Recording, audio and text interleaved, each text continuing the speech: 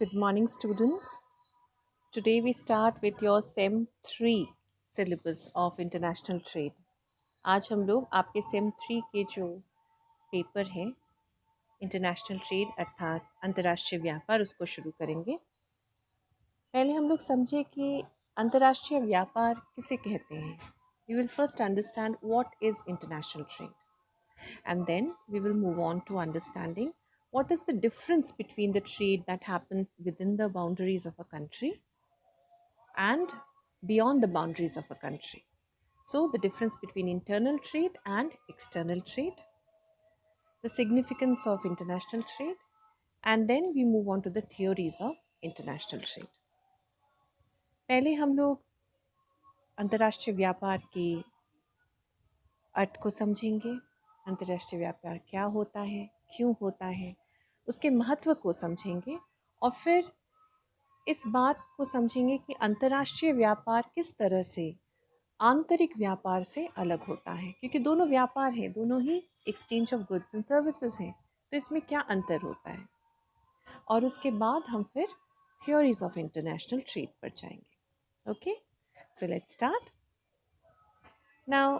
When we talk about international trade, we commonly refer to it as the exchange of goods, exchange of services between two countries or more than two countries. And this exchange of goods or services is known as import and export. When we buy goods from other countries or the rest of the world, we call it import. When we sell goods and services to the rest of the world, it is known as exports. अंतर्राष्ट्रीय व्यापार को अगर हम बहुत सरल शब्दों में समझें तो यह उस प्रकार का व्यापार है जिसमें वस्तुओं और सेवाओं का लेन देन दो या अधिक देशों के अंतर्गत होता है। दो देश के बीच में जब व्यापार होता है यानी वस्तुओं और सेवाओं का लेन देन होता है तो उसे हम अंतर्राष्ट्रीय व्यापार कहते हैं। अंतर्राष्ट्रीय व्यापार में हम निर्यात तथा आयात करते हैं वस्तुओं और सेवाओं का। जब कोई एक देश विश्व के अन्य देशों से वस्तुओं और सेवाओं को खरीदता है तो उसे आयात कहते हैं, और जब कोई भी देश विश्व के अन्य देशों को वस्तुओं और सेवाएं बेचता है तो उसे कहा जाता है निर्यात, एक्सपोर्ट्स। कई प्रकार से अंतर्राष्ट्रीय व्यापार किया जा सकता है। There are many ways in which international trade is taken up.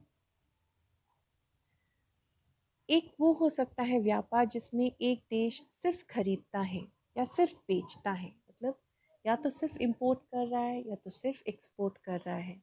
तो जो वस्तुओं और सेवाओं का एक्सचेंज है या फ्लो है वो यूनी डायरेक्शनल है, एक ही दिशा में चलती है। अगर वो सिर्फ निर्यात कर रहा है तो वस्तुएं उस देश में प्रवेश कर रहे हैं और मुद्राएं उस देश से बाहर जा रहे हैं दूसरे देश में। अगर वो देश सिर्फ एक्सपोर्ट कर रहा है तो वस्तुएं बाहर जा रही हैं, मुद्राएं उस देश में प्रवेश करती हैं। So there is outflow of goods and export and inflow of currencies, foreign currencies. इस तरह का जब एक ही दिशा में अंतर्राष्ट्रीय व्यापार होता है इसको कहा जाता है यूनिलैटरल ट्रेड या एकल दिशा में व्यापार।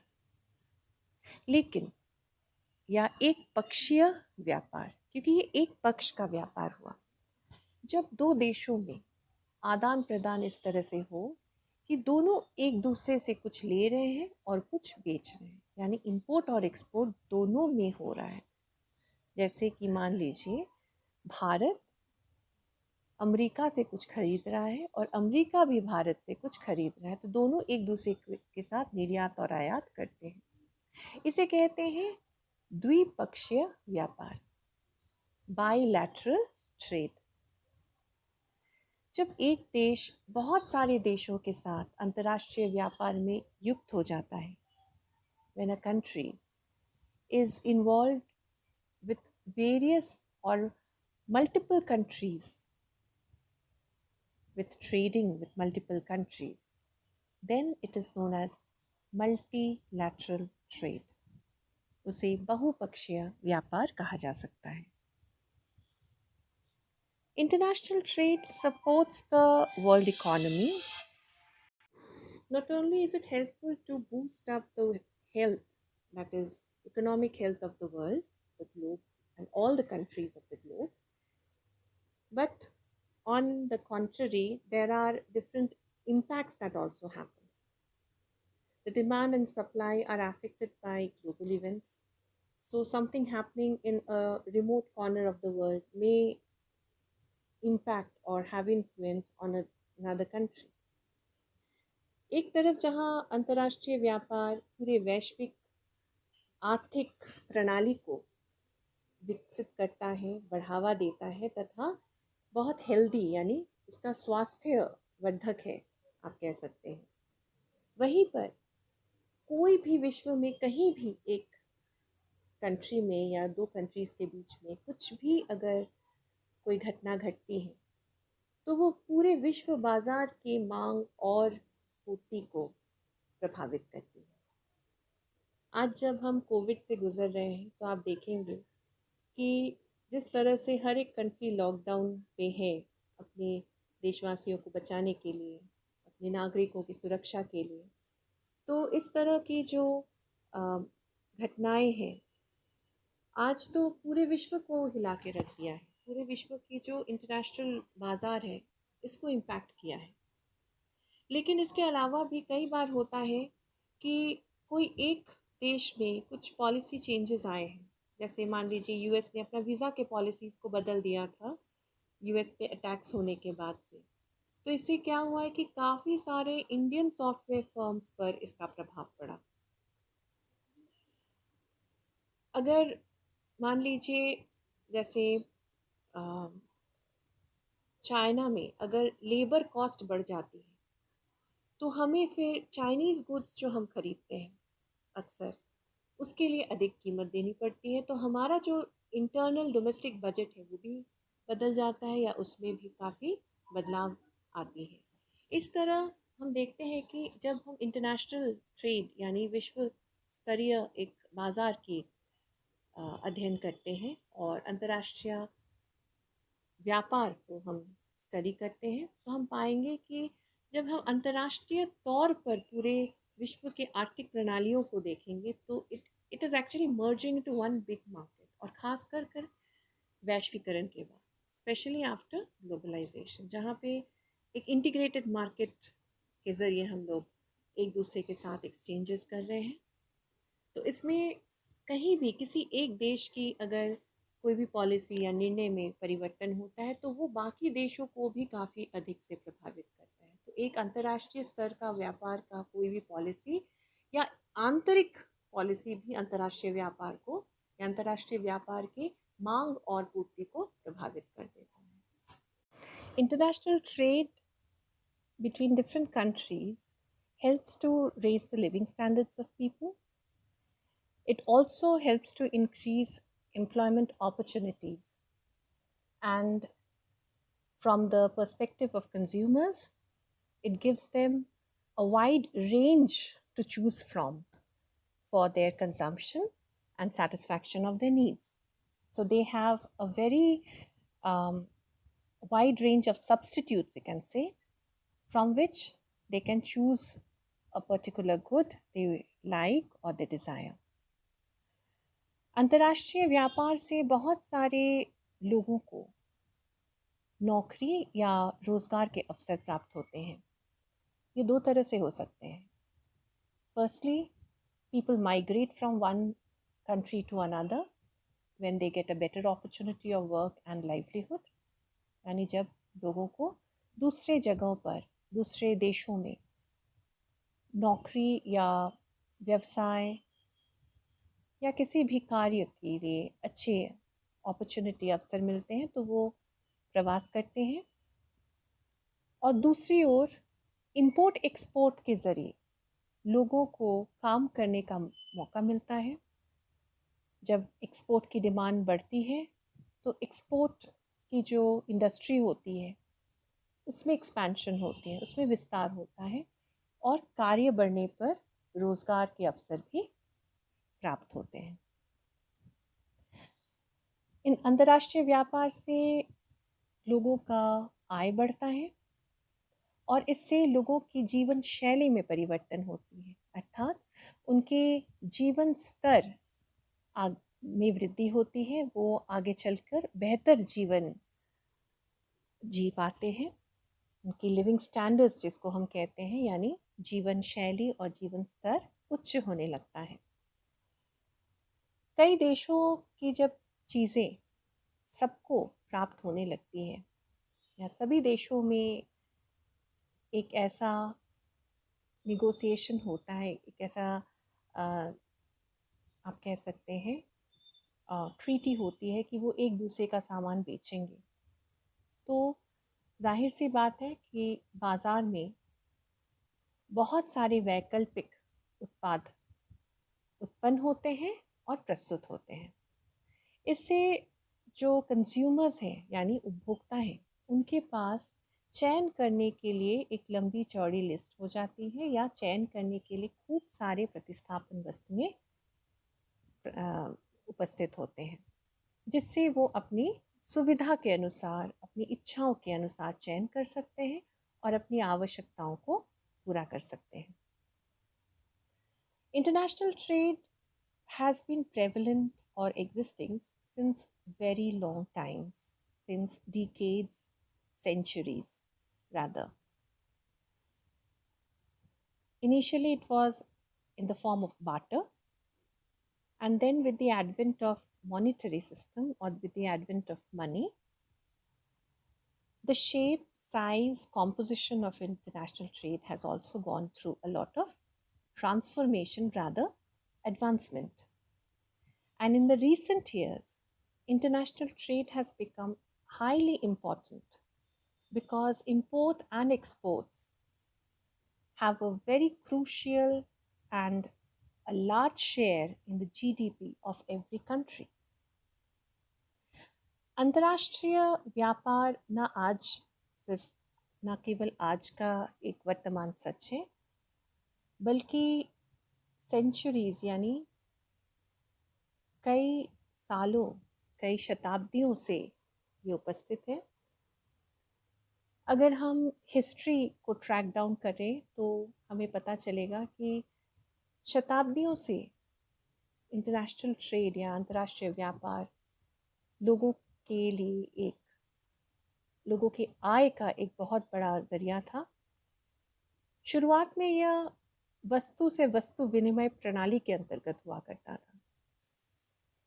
जब मुद्रा का जन्म हुआ और मौद्रिक प्रणाली आई तो अंतर्राष्ट्रीय व्यापार को एक विस्तृत और विकसित रूप मिला और वर्तमान स्थिति में अंतर्राष्ट्रीय व्यापार न केवल एक कॉम्प्रिहेंसिव या व्यापक रूप से हमारे सामने प्रस्तुत है, बल्कि हर एक देश के लिए आयात और निर्यात हर एक देश का जीडीपी का एक बहुत बड़ा हिस्सा बन जाता है। So let us now come to understand what is the importance of international trade.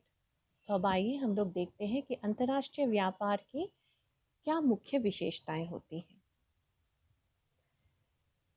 Firstly, let us understand that every country is abundant with something or the other in terms of raw materials.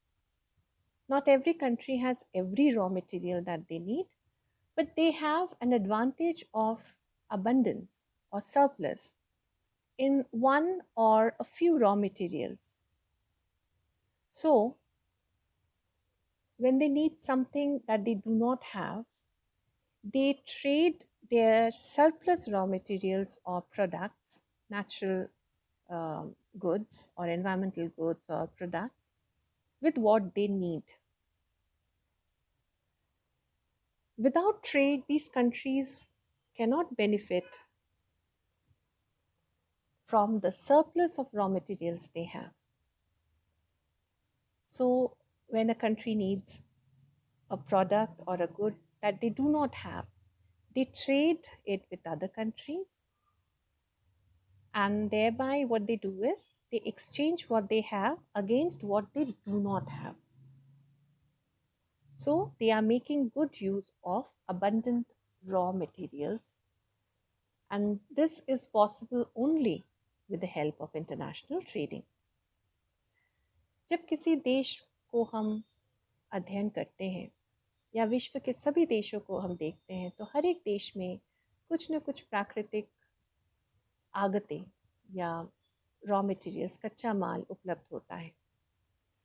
हर एक देश के पास कुछ ऐसी प्राकृतिक वस्तुएं होती हैं जो उसके लिए अतिरिक्त हो सकता है, अपने देश के आंतरिक उपभोग के बाद भी उसके पास शेष बचा रहता है। ऐसे में इन रॉ मटेरियल्स यानी कच्चे मालों की आधिक्य को विनिमय करके वह देश ऐसे चीज़ों को प्राप्त करता है जो उसके पास नहीं है, और इसके लिए वह अंतर्राष्ट्रीय व्यापार करता है। In a theoretical model given by Heckscher and Olin, which is also known as the Heckscher-Olin theory, it is very well explained that how countries will specialize in producing and exporting goods which use the abundant local inputs they have. So countries will export goods which they are abundant or which needs inputs which are abundant in that country, and will import goods in which the resources are scarce in that country. इसी के आधार पर एक सैद्धांतिक विश्लेषण है जिसे हेक्स्चर तथा Olin ने प्रदान किया है, और जिसके अंतर्गत यह माना गया है कि कोई भी देश उन वस्तुओं का उत्पादन तथा निर्यात करेगा जिसे बनाने के लिए उसके पास कच्चे माल का आधिक्य है, और उन वस्तुओं का आयात करेगा जिनके बनाने के जो साधन है उस देश के पास कमी है या दुर्लभ है। Next we come to the comparative advantage that is faced by most of the countries. This is also given and explained with the help of an analysis of the classical economist. According to this analysis, every country specializes in those goods in which they have relatively less opportunity cost. Even if a country can produce two goods at lesser cost, it does not produce both the goods. Rather, it may have an advantage of producing one good over the other. So it will basically produce only the good which it has advantage in producing, and will import the other good from other countries. So it's like if India is efficient in exporting services, in IT services, while another country is very efficient in manufacturing of clothes, then India will export IT services and the other country will export clothes to India. This is how the trade will go on. So India will specialize in IT services, and the other country from which India is importing clothes will specialize in making clothes. Whereas both the countries can produce clothes and IT services, but they will not produce both the goods. They will agree to produce only one good and specialize in it. तुलनात्मक लाभ एक ऐसी सिद्धांत है या ऐसा एक, आप कह सकते हैं, एक ऐसी घटक है जिसे हम तुलनात्मक लाभ सिद्धांत के अंतर्गत भी आगे चल के पढ़ेंगे, जो कि क्लासिकी सिद्धांतवादियों ने रचा है, अर्थशास्त्रियों ने प्रतिपादित किया है। और इसके अंतर्गत हम ये समझते हैं कि किस तरह से यदि दो देशों के अंतर्गत अंतर्राष्ट्रीय व्यापार होता है तो वो किस तरह से दोनों देशों को लाभ प्रदान करता है। अगर दोनों देश दो वस्तुओं को उत्पादन कर सकता है, तब भी अगर एक वस्तु में उनको ज़्यादा लाभ है तो वो वही वस्तु को उत्पादन करेगा और उसके आधिक्य को वो दूसरे देश को बेचेगा। ऐसे में दोनों देश अगर दो वस्तुओं को उत्पादन कर सकता है तो दोनों देश ऐसे वस्तुओं को उत्पादन करेगा जिनमें उनको लाभ होगा और दूसरे देश से उस वस्तु को आयात करेगा जिसमें उसको तुलनात्मक हानि है। इस तरह से दोनों देशों के लिए अंतर्राष्ट्रीय लाभ फायदेमंद हो जाता है और लाभप्रद साबित होता है। तीसरे पॉइंट पर आते हैं। इसमें हम कंज्यूमर्स के पर्सपेक्टिव से देखते हैं, यानी उपभोक्ताओं के दृष्टिकोण से समझते हैं। When we see it from the perspective of consumers, then international trade provides them with a wide variety and range of products to choose from. उपभोक्ताओं के लिए ये बहुत बड़ा लाभ है कि अंतर्राष्ट्रीय व्यापार के ज़रिए उन्हें एक बहुत बड़े रेंज यानी बहुत बड़े पैमाने पर वस्तुओं के चयन करने का मौका मिलता है। जैसे मान लीजिए अगर गाड़ी खरीदनी है तो हम देश और विदेशों की गाड़ी खरीद सकते हैं। आज हमारे देश में भी काफ़ी सारे विदेशी कंपनियां गाड़ियां बेचती हैं, जैसे BMW, मर्सिडीज बेंज, ऑडी इत्यादि। तो कोई भी गाड़ी हम खरीदने जाते हैं वो हमारी रुचि के अनुसार हम खरीद सकते हैं। जिनको fast moving and steady cars चाहिए वो जर्मनी की गाड़ियाँ खरीद सकते हैं, जिनको स्टाइलिश चाहिए वो अमेरिकन गाड़ियाँ खरीद सकती हैं। तो अलग अलग गाड़ियों की, अलग अलग देशों की गाड़ियों की अलग अलग खूबियाँ होती हैं। उसी तरह से अगर जो म्यूज़िक पसंद करते हैं, यानी संगीत को पसंद करते हैं, वो अलग अलग देशों की संगीत सुनना पसंद करते हैं, तो वहाँ के वो म्यूज़िक चैनल्स को सब्सक्राइब कर सकते हैं या सीडीज़ खरीद सकते हैं या e music soft copies of music खरीद सकते हैं, क्योंकि वो अभी अंतर्राष्ट्रीय व्यापार के ज़रिए अवेलेबल है। हमारे टेस्ट प्रेफरेंस यानी हमारी रुचि के अनुसार, हमारी सुविधाओं के अनुसार या हमारे बजट के अनुसार हम खरीदारी कर सकते हैं। इसी तरह से अगर हम गारमेंट्स इंडस्ट्री को देखें तो बहुत वैरायटी ऑफ रेंज हमें मिलता है। अलग अलग देशों के कपड़े हमारे पास उपलब्ध है अलग अलग ब्रांड्स के ज़रिए, और इनसे हम वो चीज़ खरीद सकते हैं जो हमें भाता है या हमें पसंद है या हमारे रुचि के अनुगत है। खान पान में भी जब आते हैं तो हमारे पास इंडिया यानी अपने देश का भी खाद्य सामग्री होती है और विदेशों की भी कुछ ब्रांड्स हमारे पास उपलब्ध होते हैं। जैसे पिज़्ज़ा खाना हो तो लोगों को डोमिनोज़ या पिज़्ज़ा हट इन सब की ज़्यादा पसंद होती है, और वहीं पर जब कोल्ड ड्रिंक्स की बात आती है तो लोग कोको कोला, कोक या पेप्सी या थम्स अप पे जाते हैं। तो ये अलग अलग कंपनीज़ हैं अलग अलग देशों की, और इससे लोगों को चयन करने में भी काफ़ी आसानी होती है। उनके लिए काफ़ी सारी वैरायटी यानी बहुत सारे प्रकार मौजूद होते हैं। तो कंज्यूमर्स के लिए, उपभोक्ताओं के लिए ये एक बहुत ही लाभदायक स्थिति है।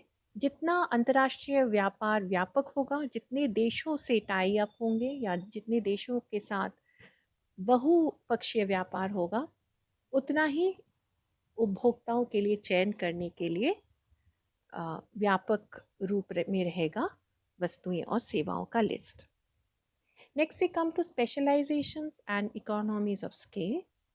Countries often specialize on goods and products in which they have comparative advantage over the other companies or other countries in case of production and sales, and also in case of technologies. Sometimes they also split their production process among different countries and outsource a particular process to other countries in which the production process will have a lesser cost. So, in this manner, every country tries to specialize and produce that product or that part of the product or that input of a product, which will be produced at a lesser cost or in a better quality or at a higher quantity, etc. So, international trade facilitates this kind of a specialization among countries. Either countries specialize in few products and then start selling them all across the globe where they can earn higher profits because they are at an advantage for those products over the other countries, because either they have the raw materials for that in surplus or they have monopoly over such raw materials. So it can be one or more than one case of this kind. If you look into the global scenario of today, many companies, even the bigger companies like Apple and many companies in car manufacturing, they outsource a part of their production process to other countries. Like Apple designs its computers in US, but it gives the production to the Asian factories, especially in China and Korea, so that the cost of production becomes lesser to them. And so when it is sold, they earn higher profits. Even with the automobile production or industry, many processes are spread over different countries of the world. Like engines are produced somewhere, tires are produced in another country, it is designed by some country and marketed by another country, and then it is all assembled together to be sold off by the parent organization or firm. So one firm may be producing a good, but the parts of that good can be produced in different countries. Even sometimes the product is produced in one country, but the service which is accompanying the product is produced by another country.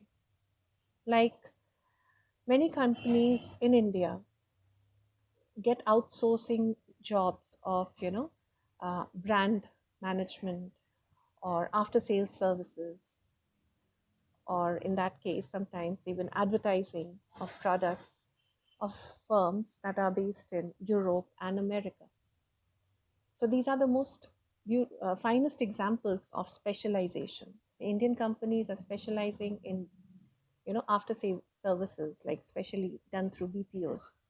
So such kind of specializations are attained by different countries, and this is only possible because there has been international interactions and transactions, which is international trade. अंतर्राष्ट्रीय व्यापार के कारण ही अलग अलग देशों में विशिष्टीकरण संभव हुआ है, और हम ये भी कह सकते हैं कि विशिष्टीकरण को बढ़ावा भी मिला है। अलग अलग देशों के पास नेचुरल या प्राकृतिक रॉ मटेरियल्स यानी कच्चे मालों की अलग अलग भंडार होते हैं। हर एक देश उसी उत्पाद को बनाने की कोशिश करता है जो उसके पास आसानी से उपलब्ध हो, या जिसको उत्पादन करने में उसकी खर्च या लागत कम हो, अथवा जो उसी के पास हो और दूसरों के पास नहीं हो तो वो ऊंची कीमत लगाकर उसे बेच सकता है और अधिक से अधिक लाभ प्राप्त कर सकता है। ऐसा बहुत सारे कंपनियों को देखा जाता है जो किसी एक उत्पाद पर विशिष्टीकरण करते हैं और उसे बाकी सारे विश्व के देशों को बेचते हैं। और ये तभी संभव हुआ है जब से अंतर्राष्ट्रीय बाजार विकसित हुआ है, अंतर्राष्ट्रीय व्यापार के कारण।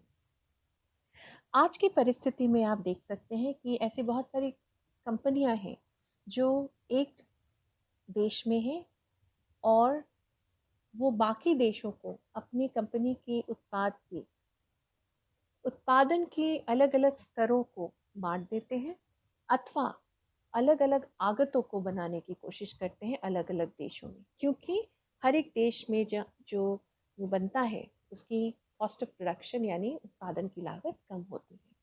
जैसे भारत में अगर आईटी इंडस्ट्री को देखें तो आईटी सर्विसेज काफ़ी चीप हैं, सस्ती हैं, और भारत ने इस पर विशिष्टीकरण भी किया है और कर भी रहा है। तो ऐसे बहुत सारी कंपनियां जो यूरोप और अमेरिका में हुए हैं, वो भारतीय कंपनियों को अपने आफ्टर सेल्स यानी बिक्री के बाद की जो सर्विस हैं, सेवाएं हैं, उनको उपलब्ध करवाने के लिए कॉन्ट्रैक्ट देते हैं।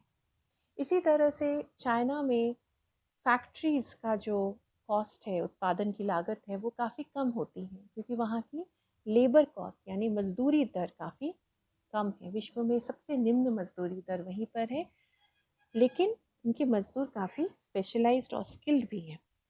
तो इसके कारण चाइना को बहुत सारे देश अब उत्पादन के लिए कॉन्ट्रैक्ट करते हैं या कॉन्ट्रैक्ट देते हैं। इस तरह से आप देखेंगे कि हर एक देश अपने किसी एक पक्ष को, विशेष पक्ष को आगे बढ़ा के लेके जाता है और उसमें विशिष्टीकरण करता है उस उत्पादन के क्षेत्र या उत्पादन की प्रक्रिया के स्तर पर, और इस तरह से वे एक दूसरे के साथ व्यापार करते हैं। तो ये भी अंतर्राष्ट्रीय व्यापार का एक बहुत ही महत्वपूर्ण पक्ष होता है, या आप कह सकते हैं एक लाभ होता है। Next is service sector trade. अगला है हमारा सेवा क्षेत्र का व्यापार। It is because of the expansion in international trade that there has been a great transformation in the meaning and in the perspective of looking at trade. Trade usually, when spoken of, gives a bright picture or image of just the exchange of physical goods, the exchange of tangible goods. But actually, trade also involves the exchange of invisible or intangible goods, intangible products like IT services, banking services, insurance services, etc. At a global level, it is only due to modern communications that many micro level trades have become possible. And this is only possible because of the advancement of technology in this post-internet age, which was not possible in the pre-internet age. अंतर्राष्ट्रीय व्यापार ने बहुत व्यापक रूप से व्यापार के अर्थ, व्यापार शब्द के अर्थ को बदल दिया है, और ये संभव तभी हुआ है जब हम वर्तमान स्थिति में हैं और तकनीकी जो पड़ाव हमने पार किया है उसकी सहायता से हम व्यापार कर रहे हैं। तकनीक और व्यापार एक दूसरे के साथ जब एक साथ संयोग में आया है तो इन अंतर्राष्ट्रीय व्यापार का एक रूपांतर हुआ है। व्यापार शब्द बड़े नैरो एंडेड था पहले। नैरो एंडेड मीन्स काफ़ी इसका संकुचित दृष्टिकोण था, और व्यापार से केवल वस्तुओं का लेन देन या वस्तुओं का आयात निर्यात को ही समझा जाता था। लेकिन तकनीकी एडवांसमेंट से, तकनीकी समृद्धि से और ऊंचाइयों से आज हम सेवाओं का लेन देन भी कर रहे हैं, उसी तरह से जिस तरह से वस्तुओं का लेन देन संभव था। सेवाएं जैसे बीमा सेवाएं, बैंकिंग सेवाएं, आईटी सेवाएं इत्यादि आज बखूबी तौर से पूरे विश्व में फैला हुआ है, और ई कॉमर्स के ज़रिए हम आज लेन देन को भी बड़ा सुगम बना चुके हैं, बहुत आसान बना चुके हैं। अगर आप देखें तो घर बैठे आज कोविड-19 की जो लॉकडाउन चल रही है उसमें भी घर बैठे आप राशन मंगवा सकते हैं, आप कुछ भी सामान जो कि आपकी ज़रूरत की है वो मंगवा सकते हैं ऑनलाइन सर्विसेज से। जब ये लॉकडाउन नहीं था तो अमेज़न, फ्लिपकार्ट, ईबे, इन सब कंपनीज़ के ज़रिए लोग देश विदेश से सामान खरीदते थे। कई बार हम लोग सर्विसेज भी खरीदते हैं, जैसे एजुकेशनल सर्विसेज। लोग घर बैठे ऑनलाइन क्लास कर रहे हैं, आज भी कर रहे हैं। Many people are signing in to websites like Coursera, Harvard University's sites, different universities across the world, ताकि उन लोग उनके शॉर्ट टर्म कोर्सेज को कर सके। इंडियन यूनिवर्सिटीज़ भी बाहरी स्टूडेंट्स को ओपन अप कर रही हैं ताकि वो भी घर बैठे इंडियन यूनिवर्सिटीज़ के कोर्सेज कर सके। तो ये एक सर्विस सेक्टर ट्रेड का आप कह सकते हैं रिजल्ट है, फलस्वरूप है, या सर्विस सेवा क्षेत्र के व्यापार का ही एक परिणाम है। तो सेवा क्षेत्र जो है उसके विस्तार के पीछे अंतर्राष्ट्रीय व्यापार का बहुत बड़ा हाथ है। तो this is also another great importance and significance of international trade. अंतर्राष्ट्रीय व्यापार के कारण वैश्विक उन्नति हुई है, वैश्विक विकास हुआ है, समृद्धि आई है। At a global level, there has been recorded growth and economic development across most of the countries or all the countries that are integrated into this world market. International trade has made this possible. And it has also led to a great reduction in the poverty levels on an absolute scale, especially in the South Asian or Southeast Asian countries. 1980 के बाद से दक्षिणी Asian देशों में काफ़ी समृद्धि या काफ़ी आर्थिक विकास देखा गया है, और इसका कारण अंतर्राष्ट्रीय व्यापार को ही माना जा रहा है। जैसे मैंने पहले भी कहा इस लेक्चर में कि अंतर्राष्ट्रीय व्यापार के कारण बहुत लोगों को आय के स्रोत मिलते हैं। Many people get their livelihoods, क्योंकि अंतर्राष्ट्रीय व्यापार के ज़रिए लोग एक देश से दूसरे देश में प्रवास कर सकते हैं, बड़े आसानी से कार्य के लिए जा सकते हैं। तो उन्हें अगर कहीं नौकरी या लाइवलीहुड ऑप्शंस नहीं मिल रहा है, so they don't feel stuck up. लोग अपने ही जगह पर रुके नहीं रहते हैं, वो बाहर निकलते हैं, अपने देश से भी बाहर जाके वो कार्य ढूंढ सकते हैं, कर सकते हैं, और ऊंचे आय स्रोतों को भी ढूंढ सकते हैं।